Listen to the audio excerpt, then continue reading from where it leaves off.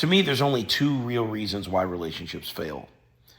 Because you don't know how to talk to each other.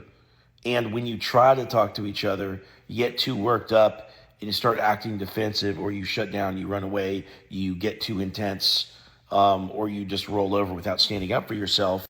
And so it's an inability to regulate your nervous system, which is simply breath work and, discipline of thought. You make it sound simple, okay? Go to a therapist, learn how to talk. Go meditate, get into yoga, learn how to breathe. Talk to your therapist about that kind of stuff and how it works in conflict.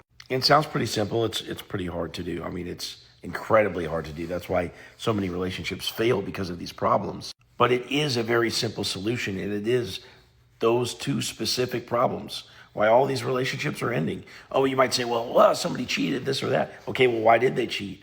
Because you weren't going out on dates, because you weren't talking out the problems. They needed some kind of validation outside the relationship because they're not getting something within it. Everything boils down to this lack of communication, this inability to communicate because of, getting triggered. People have different wounds, right? So you can be neglected and end up thinking you're not really worth it and have these poor communication skills. You can get fucked over, abused or cheated on or something like that. And then you end up with trust issues. You can have a parent leave you, or a parent be hot or cold with you, and ultimately, train you to fear abandonment and to be love addicted.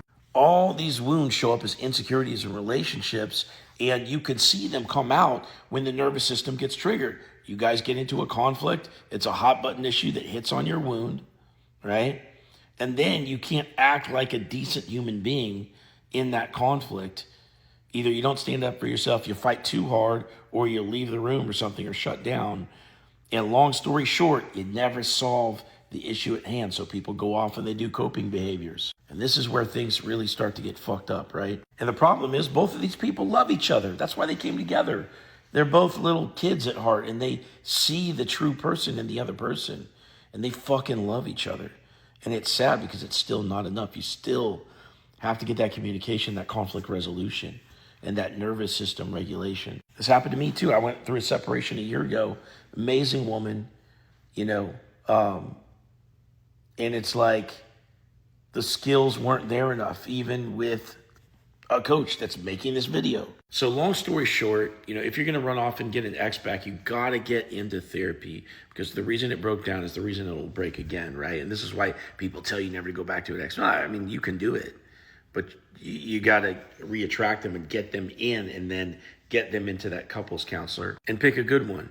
And if you work with me to restore your relationship, I will make some really good recommendations to you on who to go see once you do get them back. How do you keep them from there? I'll turn you on to some really good professionals that can help you with that. Click into my profile, click right here, set up a call, and I'll talk to you soon.